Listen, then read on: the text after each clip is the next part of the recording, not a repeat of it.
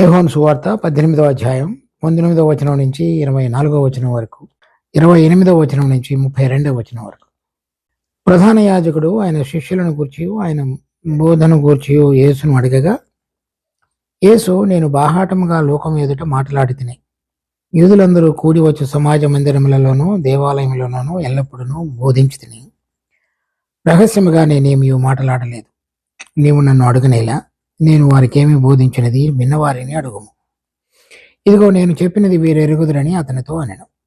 ఆయన ఈ మాటలు చెప్పినప్పుడు దగ్గర నిలిచి ఉన్న బంట్రౌతులలో ఒకడు ప్రధాన యాజకునికి ఇలాగ ఉత్తరం ఇచ్చుచున్నావా అని చెప్పి యేసును అరచేతులతో కొట్టెను. అందుకు యేసు, నేను కాని మాట ఆడిన ఎడల ఆ కాని మాట ఏమిదో చెప్పుము, మంచి మాట ఆడిన ఎడల నన్ను నేల కొట్టుచున్నావనెను. అంతటా అన్న యేసును బంధింపబడినట్లుగానే ప్రధాన యాజకుడైన కయపా వద్దకు పంపెను. 28వ వచనం. వారు కయపా యొద్ద నుండి అధికార మందిరమునకు యేసును తీసుకుని పోయిరి. అప్పుడు ఉదయమాయెను. కనుక వారు మైలు పడకుండా పస్కాను భుజింపవలెనని అధికార మందిరములోనికి వెళ్ళలేదు. కావున పిలాతు బయట ఉన్న వారి యొద్దకు వచ్చి, ఈ మనుషుల మీద మీరు ఏ నేరము మోపుచున్నారని అన్నాడు.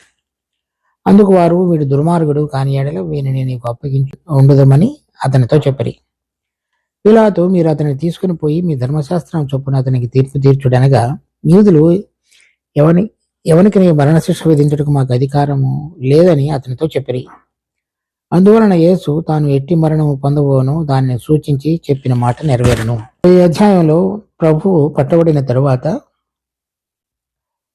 అది మొదటిగా ఈ ప్రధాన యాజకుడిగా ప్రధాన యాజకుని మామ అయినటువంటి అన్న యొద్దకు తీసుకొని వచ్చారు.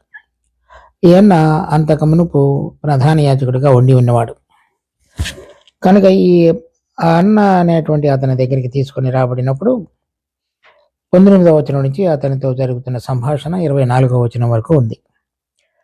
ప్రధాన యాజకుడు ఆయన శిష్యులను గూర్చి ఆయన బోధన గూర్చి యేసును అడగగా, యేసు, నేను బాహాటముగా లోకం ఎదుట మాట్లాడి తిని యూదులందరూ కూడి వచ్చి సమాజ మందిరంలోనూ దేవాలయంలోనూ ఎల్లప్పుడూ బోధించి తిని అని చెప్పినప్పుడు, ఈ బంట్రౌతులు ప్రధాన యాజకుడికి ఇలాగ ఉత్తరం ఇచ్చదు అని చెప్పి యేసును అరచేతులతో కొట్టి, అలా అయితే నేను కాని మాట ఏదో చెప్పము, మంచి మాట ఆడిన ఎడలనే నీళ్ళ కొట్టుచున్నావని ప్రభు బంట్రౌతుతో అనిన తరువాత అన్న యేసును బంధింపబడినట్లుగానే ప్రధాన యాజకుడైన కయపా యొద్దకు పంపెను. మామూలుగా చూసినట్లయితే ఈ కయపా యొద్దకు సరాసరి ప్రభువును తీసుకుని వెళ్ళవలసింది. కానీ మధ్యలో ఈ అన్న యొద్దకు తీసుకుని వెళ్ళినట్లుగా యోహాను సువార్తలో మాత్రం చదువుతాం. తరువాత ఇతడు ఈ కయపా యొద్దకు వెళ్ళిన తరువాత జరుగుతున్నటువంటి సంభాషణ 28వ వచనం నుంచి 32వ వచనం వరకు ఉంది. అన్న అతడు మరి అంతకు మునుపు ప్రధాన యాజకుడిగా ఉన్నవాడు, మరి ధర్మశాస్త్రంలో అనేక విషయములు ఎరిగిన వాడుగా ఉండి ఉండవచ్చు. ఎందుకంటే అతను వయసులో పెద్దవాడు కనుక ముందుగా ప్రభువును పట్టుకున్న వారు అతని దగ్గరికి తీసుకుని వెళ్ళినప్పుడు అతడు బోధన గురించి మాట్లాడాడు. ప్రభువు చెప్పినాడు, నేను రహస్యంగా ఏమీ మాట్లాడేదు, నేను సమాజ మందిరములలోనూ దేవాలయంలోనూ బోధించి తిని కనుక నువ్వు వారిని అడుగున్నాడు. అంటే ఇది అతని బోధలో ఏదైనా తప్పిదం ఉన్నదేమో కనుగొనవాలని చెప్పి అన్న యొక్క ఉద్దేశం అయి ఉండవచ్చు. కానీ అది అంతటితోటి ఆగిపోవటం చేత అక్కడ నుండి కయపా యొద్దకు ప్రభువును వారు అధికార మందిరం కయపా యొద్దకు తీసుకుని వచ్చారు. కయపా యొద్దకు తీసుకుని వచ్చినప్పుడు కయపా వద్దకు జరిగినటువంటి సంభాషణ యోహాను సువార్తలో రాయబడలేదు. చూడండి, లూకా సువార్త 22వ అధ్యాయం 66వ వచనం. ఉదయం కాగానే ప్రజల పెద్దలను ప్రధాన యాజకులను శాస్త్రులను సభ కూడి ఆయనను మహాసభలోనికి తీసుకుని పోయి, నీవు క్రీస్తు అయితే మాతో చెప్పమనిరి. అందుకు ఆయన, నేను మీతో చెప్పిన ఎడల మీరు నమ్మరు, అదియుగాక నేను మిమ్మల్ని అడిగిన ఎడల మీరు నాకు ఉత్తరము చెప్పరు. ఇది మొదలుకొని మనిషి కుమారుడు మహత్యము గల దేవుని కుడి పార్శ్వమున ఆసీనుడగునని వారితో చెప్పను. అందుకు వారందరూ, అట్లయితే నీవు దేవుని కుమారుడువా అని అడగగా ఆయన, మీరు అన్నట్లు నేనే ఆయనను అని వారితో చెప్పను. అందుకు వారు, మనకిక సాక్షులతో ఏమి పని, మనము అతని నోట వింటిమి కదా అని చెప్పిరి. ఇక్కడ వీళ్ళందరూ కూడా వాళ్ళు ఈ మతపరంగా కూడి వచ్చేటువంటి సభ, దానిని సెనహెడ్రన్ అంటారు. అక్కడ ఒక 70 మంది మరి పెద్దలు, తర్వాత దీని విషయంలో తీర్పు తీర్చడానికి యోగ్యులుగా ఎంచబడినటువంటి వారందరూ కూడా కూడి ఉంటారు.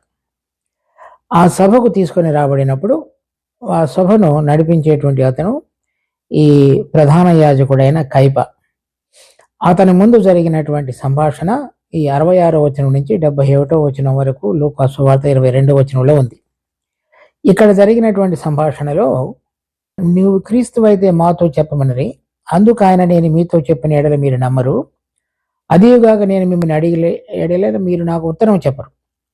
ఒకవేళ నేను వేరే ఏదైనా సరే నేను క్రీస్తుని అని చెప్పగలిగినటువంటి విషయాలు మిమ్మల్ని కనుక అడిగినట్లయితే మీరు దానికి ఉత్తరం చెప్పరు.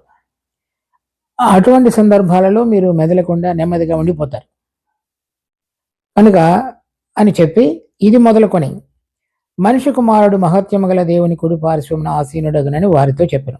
అంటే చనిపోయి తిరిగి లేచి ఆరోహణమై మహిమలో ఉండుట మీరు చూడగలగరు అని అటువంటి విషయాన్ని ఆసీనుడగనని వారితో చెప్పాను. అందుకు వారందరూ, అట్లయితే నీవు దేవుని కుమారుడు అనగా మీరన్నట్లు నేనే ఆయన అని వారితో చెప్పాను. ఇక్కడ వారు సంభాషణ క్రీస్తు అయితే మాతో చెప్పుమని అంటే దేవుని చేత అభిషేకించి పంపబడిన వాడని అర్థం.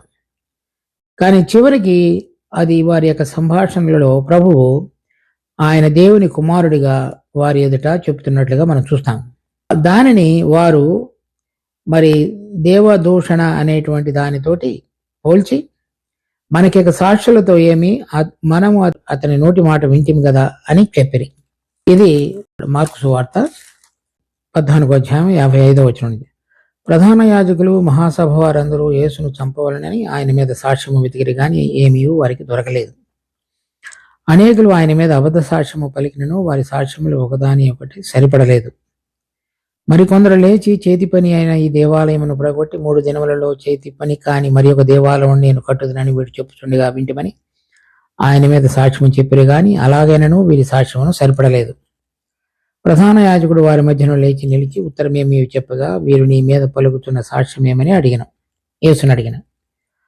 అయితే ఆయన ఉత్తరమేమి చెప్పగా ఊరుకునేను. తిరిగి ప్రధాన యాజకుడు, పరమాత్మని కుమారుడు అయిన క్రీస్తువు నీవేనా అని అడుగగా, యేసు, అవును నేనే, మీరు మనిషి కుమారుడిని సర్వశక్తిని కుడి పార్శ్వమున కూర్చుండటయు ఆకాశ మేఘారూఢుడై వచ్చుటయు చూచెదరని చెప్పెను. ప్రధాన యాజకుడు తన వస్త్రములు చింపుకొని, మనకి సాక్షులతో ఏ పని ఏమి, ఈ దేవదూషణ మీరు విన్నారు కదా, మీకేమి తోచుచున్నదని అడుగగా వారందరూ మరణమునకు పాత్రుడిని ఆయన మీద నేరస్థాపన చేసిరి. ఇక్కడ ప్రభు లూకా సువార్తలోను మార్కు సువార్తలోను ఇదే అంశం మత్తయి సువార్త 26వ అధ్యాయంలో కూడా మనం చూస్తాం. ప్రభు ఆ విధంగా, యేసు నేనే, మీరు మనిషి కుమారుడు సర్వశక్తిని కుడి పార్శ్వమున కూర్చుండటయు తర్వాత ఆకాశ మేఘారూఢుడై వచ్చుటయు చూచెదరని చెప్పాను. ఇది ఈ మారు మనసు పొందినటువంటి యూదా దేశంలో, అంటే యూదా ప్రజలు మరి ప్రభు యొక్క రెండో రాకడలో చూడబోయేటువంటి విషయాన్ని గురించి మాట్లాడుతున్నాడు. అది వారికి అర్థం కాలేదు. కానీ అతడు నేను దేవుని కుమారుడిని అని చెప్పినటువంటి అంశాన్ని బట్టి, మీరు ఈ దేవదూషణ విన్నారు కదా, మీకేమి తోచుతున్నదని వారిని అడగగా వారు మరణమునకు పాత్రుడని ఆయన మీద నేరస్థాపన చేశారు. రకరకాలైనటువంటి అభియోగాలు ప్రభువు మీద మోపబడినప్పటికీ కూడా అవేవి నిలబడలేదు.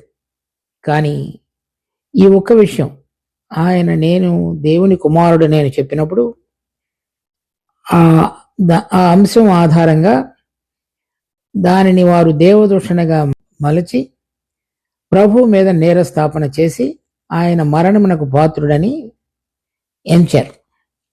అలా చేయబడిన తరువాత ఇది మనం మరలా యోహాను సువార్త 18వ అధ్యాయంలో మనం చూస్తే 28వ వచనంలో, వారు కయపా యొద్ద నుండి అధికార మందిరమునకు యేసును తీసుకొని పోయి. అంటే ఈ అధికార మందిరం అంటే యూదుల యొక్క సభా అధికార మందిరం కాకుండా ఈ రోమా అధికారి, గవర్నరు లేక ఈ పిలాతు నివసించేటువంటి అధికార మందిరానికి యేసును తీసుకుని వచ్చారు. అప్పుడు ఉదయం ఆయన గనక వారు మైలపడకుండా పస్కాను భుజింపవలనని అధికార మందిరంలోనికి వెళ్ళలేదు. అధికార మందిరంలోనికి వెళ్ళడం అంటే మరి అన్యుల ఇళ్లలోనికి వెళ్ళటం అన్నది. వీరు అన్యులతో సహవాసం చేయరు. అన్యులతో సహవాసం చేసి ఈ పస్కాను భుజించడం ద్వారా వారు మైలుపడే అవకాశం ఉందనేటువంటిది వారి యొక్క భావన. ఇటువంటి మనసు కలిగిన వారుగా ఉండి వారు అధికార మందిరంలోనికి వెళ్ళకుండా ఉండిపోయారు. కావున పిలాతు బయట ఉన్న వారి యొద్దకు వచ్చి, వీరు వెళ్ళలేదు కాబట్టి పిలాతు వారి యొద్దకు వచ్చాడు. ఈ మనుషుని మీద మీ ఏ నేరము మోపుతున్నారని అన్నాడు. ఇక్కడ ఒక విషయాన్ని మనం గమనించాలి. ప్రభు మీద మరి ఎటువంటి అభియోగాన్ని వారు మోపలేకపోయినప్పుడు ఆయన నేను దేవుని కుమారుడని సత్యాన్ని చెప్పడం ద్వారా వారు నేరస్థాపన చేసి నిర్దోషిగా ఉన్నటువంటి పరిశుద్ధుడైన దేవుని కుమారుడైన యేసు ప్రభును మరణానికి పాత్రుడని నేరస్థాపన ఆయన మీద చేశారు. అది అంటే వారి హృదయాలలో ఎంత ద్వేషం, తరువాత ఎంత ఈ పాత పడిపోయినటువంటి స్వభావంతో నింపబడినటువంటి అసూయ మత్సరంతో కూడినటువంటి హృదయాలుగా నింపబడినవిగా ఉన్నాయో, తర్వాత వారు ధర్మశాస్త్రము తర్వాత పితరుల పారంపర్యాచార ప్రకారంగా జరుగుతున్న అనేక విషయాలకు వ్యతిరేకంగా మరి ప్రభు మాట్లాడినటువంటి విషయాలు వారిని నొప్పించి వారు అంతరంగంలో గద్దించబడినటువంటి అనుభవాన్ని కలిగి ఉండి చేత ప్రభువును వారి ఎదుటి నుండి తొలగించాలనేటువంటి మొదటి నుంచి కూడా వారు ప్రణాళిక రచించుతూ వచ్చారు.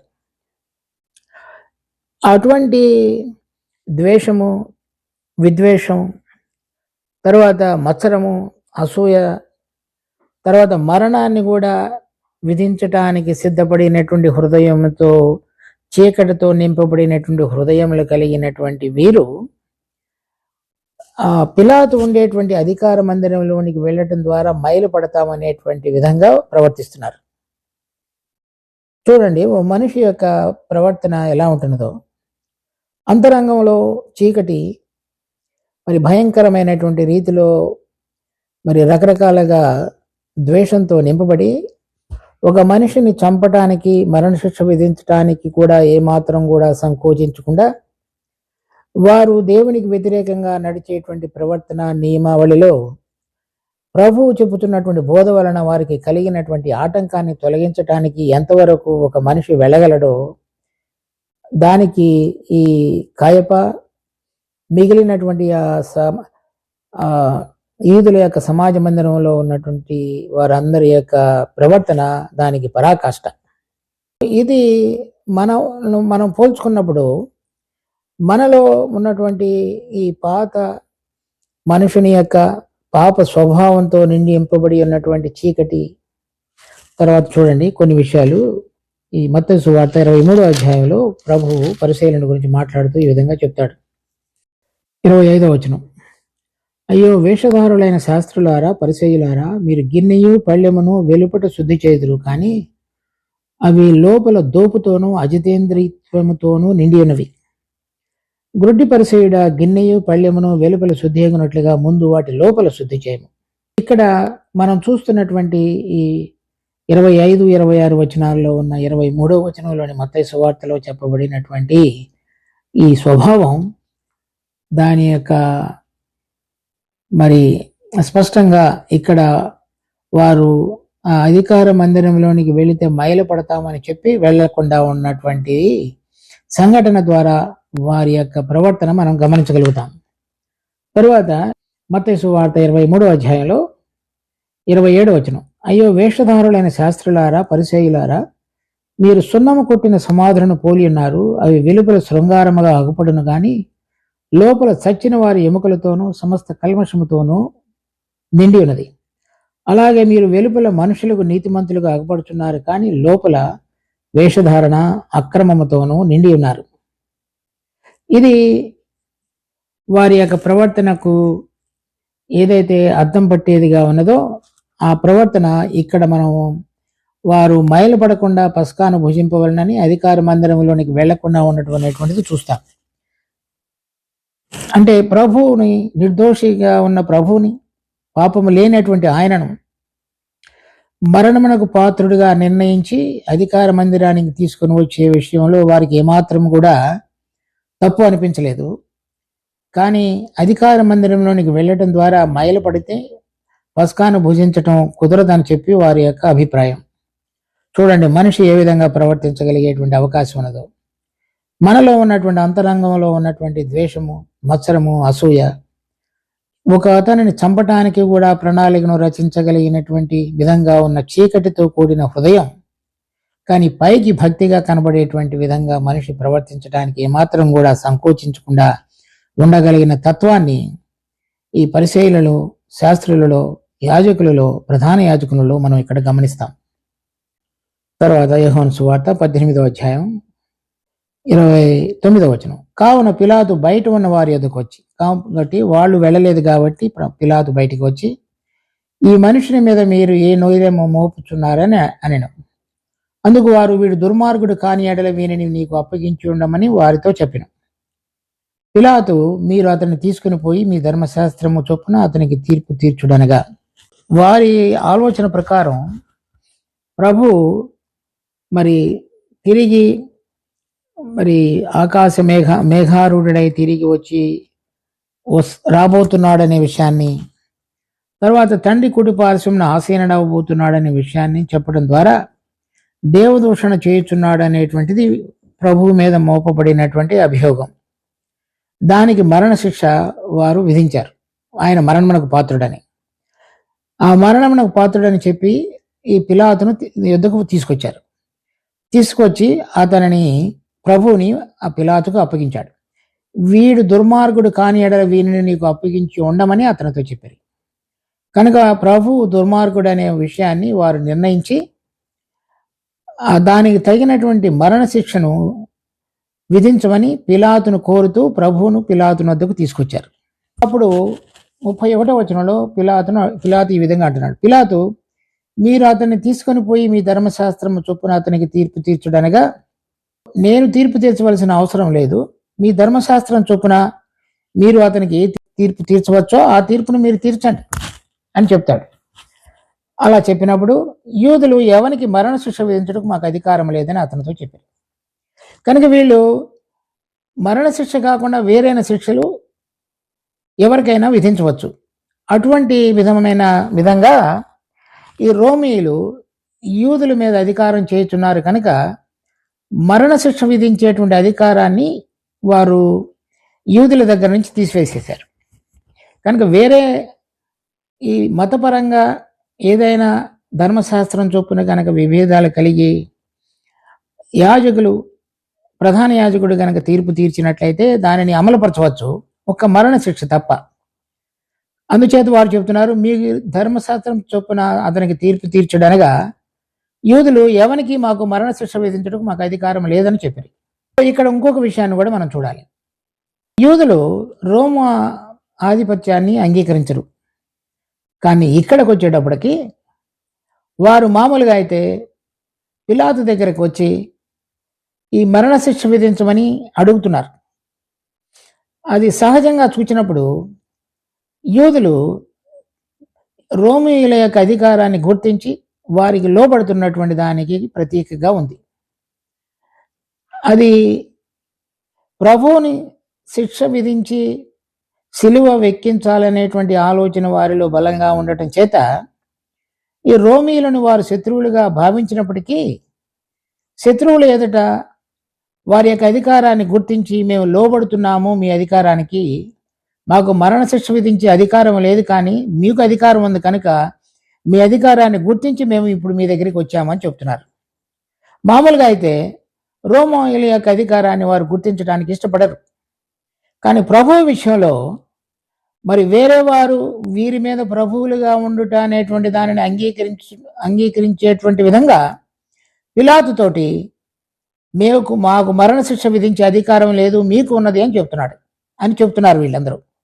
ఈ యేసు ప్రభువును మరణశిక్ష విధించి ఏ విధంగా అయినా వారి మార్గంలో నుంచి ఆటంకం తొలగించాలనేటువంటి ఆలోచన కలిగి ప్రభువుకు వ్యతిరేకంగా చేసినటువంటి దురాలోచన శత్రువుల విషయంలో శత్రువు ఎదుట తల ఒగ్గే విధంగా యూదులు ప్రవర్తించారు.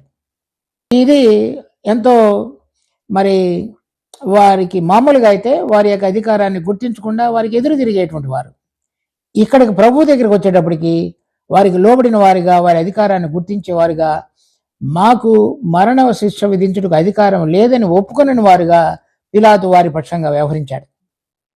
ఆ విషయాన్ని అంటే ప్రభువు మీద ఉన్నటువంటి అటువంటి భయంకరమైనటువంటి ఆలోచన ఏ విధంగా అయినా సరే ప్రభువుని వారి మార్గానికి ఆటంక కారణంగా ఉన్న ప్రభువును తొలగించాలనేటువంటి తలంపు ఆ విధంగా పిలాతుకు రోమీల అధికారానికి మరి బాహాటంగా లోబడగలిగేటట్లుగా మరి యూద దేశం ఆ విధంగా ప్రవర్తించింది. ఇది అంటే దేవుడి కుమారుడైన ప్రభు అయిన యేసుక్రీస్తు యొక్క రాజ్యాన్ని, ఆయన అధికారాన్ని, ఆయన బోధను వినటానికి ఇష్టపడినటువంటి వారు, రోమా ప్రభుత్వ యొక్క అధికారాన్ని గుర్తించుకున్న అంతమంది వరకు పోరాడిన వారు ప్రభు పక్షంగాను రోమీల పక్షంగాను వచ్చినప్పుడు వారు రోమా అధికారాన్ని గుర్తెరిగి మాకు అధికారం లేదని చెప్పినారు. తర్వాత చూడండి 32వ వచనంలో, అందువలన యేసు తాను ఎట్టి మరణము పొందబోనో దానిని సూచించుచూ చెప్పిన మాట నెరవేరడం. ఒకవేళ వీడికి మరణ శిక్ష విధించడానికి కనుక అధికారం పాత నిబంధన ప్రకారంగా ఉన్నట్లయితే దేవదూషణ బట్టి వారు రాళ్లతో కొట్టి ప్రభువుని చంపి ఉండవలసింది, అది ధర్మశాస్త్ర ప్రకారంగా.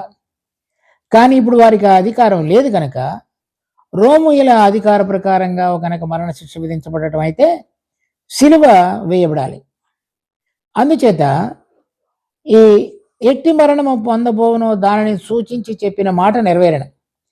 యెషయా గ్రంథం 53వ అధ్యాయంలో కానీ, కీర్తనలు 22వ అధ్యాయంలో కానీ, తర్వాత మాను మీద వేలాడిన ప్రతివాడును శాపగ్రస్తుడని, ఆయన మన కొరకు శాపగ్రస్తుడిగా చేయబడి ఉన్నాడని గలతీ పత్రిక 3వ అధ్యాయంలో మనం చదువుతున్న విషయాలు కానీ, ఇవన్నీ నెరవేర్చబడగలగటానికి యూదులు మరణశిక్ష విధించకుండా వారికి మరణశిక్ష విధించే అధికారం తీసివేయబడి రోమీయులు మరణశిక్ష విధించబడటానికి తగినటువంటి మార్గం సుగమం చేయబడి ప్రభు మరి యూదుల కొరకు, రోమీయుల కొరకు, యూదుల కొరకు, అన్యుల కొరకు, అందరి కొరకు ప్రభు శాపగ్రస్తుడిగా చేయబడి పాపమునకు శిక్ష అనుభవించటానికి ఆయన శిలువ మరణానికి పొందబోయేదానికి గుర్తుగా ఈ విషయాన్ని జరిగించాడు.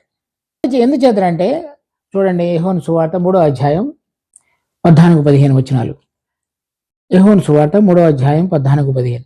అరణ్యంలో మోషే సర్పమును ఎలాగో ఎత్తినో అలాగే విశ్వసించు ప్రతివాడు నశింపక ఆయన ద్వారా నిత్యజీవము పొందినట్లు మనిషి కుమారుడు ఎత్తబడవలెను.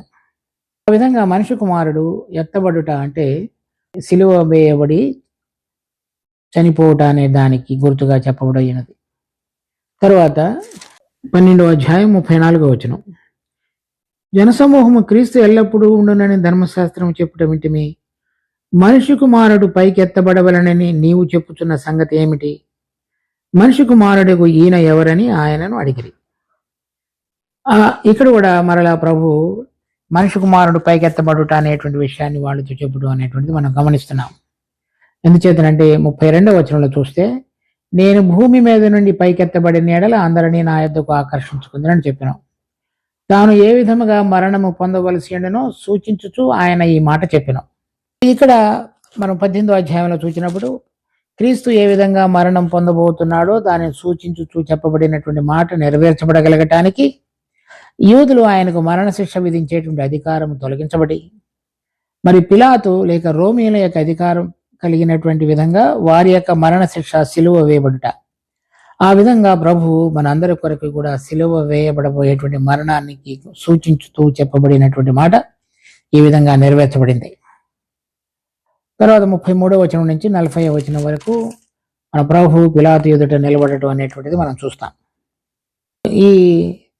ఇక్కడ చూచినటువంటి విధంగా మరి యాజకులు, ప్రధాన పరిసయ్యులు, శాస్త్రుల యొక్క మనస్సు ఎటువంటి విధంగా ఉన్నదో, తర్వాత పిలాతు విషయంలో వారు ఎటువంటి విధంగా అంతకుముందు వైరం కలిగిన వారు ఇప్పుడు ప్రభువుని అప్పగించడానికి ఏ విధంగా ఉన్నారో, తర్వాత ప్రభు ఎటువంటి మరణం పొందవలసినదో ఆ విధంగా జరగగలుగుటకు వారికి కలిగిన పరిస్థితి ఎటువంటిదిగా ఉన్నదో మనం చదివినటువంటి ఈ వాక్య భాగంలో ఈ విషయాలను మనం గమనిస్తున్నాం. కనుక మన హృదయాలలో మన పాత స్వభావం ప్రభు లేకుండా ఉన్నటువంటిది ఎంత భయంకరమైనదిగా ఉంటున్నదో ప్రభు పరిసయ్యుల యొక్క మనసును గురించి, అంతరంగాన్ని గురించి మత్తయి సువార్త 23వ అధ్యాయంలో చెప్పబడిన విషయాలన్నీ కూడా ఇప్పుడు వారి ప్రవర్తనలో నెరవేర్చబడటం అనేటువంటిది కూడా మనం చూస్తున్నాం. విషయాలలో మనం జాగ్రత్త కలిగి ఈ చీకటిలో నుంచి వెలుగులోనికి తీసుకొని రాబడినటువంటి మన ప్రభు యొక్క కృపలో మనము ఏ విధంగా మన అంతరంగాన్ని, హృదయాన్ని సరైన విధంగా కాపాడుకుంటూ మరి దేవుని యొక్క నియమాన్ని అనుసరించేటువంటి బిడ్డలంగా, వెలుగు సంబంధంగా జీవించగలుగుటకు దేవుడు మన అందరికీ కృప చూపించును గాక. ప్రార్థించుకుందాం. మా జీవం కలిగిన తండ్రి, మీకు ఎంతో వందనాలు. మీ కృపలో ఇచ్చినటువంటి వాక్య భాగాన్ని బట్టి స్తుతి స్తోత్రాలు చెల్లిస్తున్నాం. దీన్ని మా కొరకే ఆశీర్వదించండి. ఆ రోజులలో యూదులు, తర్వాత రోమా అధిపతులు కలిసి మీ కుమారుడు మా ప్రభువుని ఏ విధంగా సిలువ వేసి ఉన్నారో మేము చూస్తున్నాం. ఆయన ఆ విధంగా మా కొరకు మరణాన్ని సహించడం ద్వారా మేము ప్రభా పాపములు క్షమించబడి పాపం మీద జయాన్ని పొంది మీరు కోరుతున్న పరిశుద్ధతలో పాలు పొందటానికి మహిమపరచబడినటువంటి మా ప్రభువును బట్టి మీకు స్తుతి స్తోత్రాలు చెల్లిస్తున్నాం. ఈ విధంగా దయతో మమ్మల్ని గుర్తు చేసుకుని ప్రభా మీరు చేసినటువంటి ఆ బలియాగంలో దాని యొక్క విలువను మేము గుర్తెరిగి మార్పు చెందిన జీవితాలతో మిమ్మల్ని మహిమ తీసుకొని రాగలిగేటట్లుగా మిమ్మల్ని గణపరచుటకు మాకు సహాయపడమని కోరుతూ మా రక్షకుడు ప్రభు అయిన యేసునామం అని అడుగుతున్నాం తండ్రి. ఆమేన్.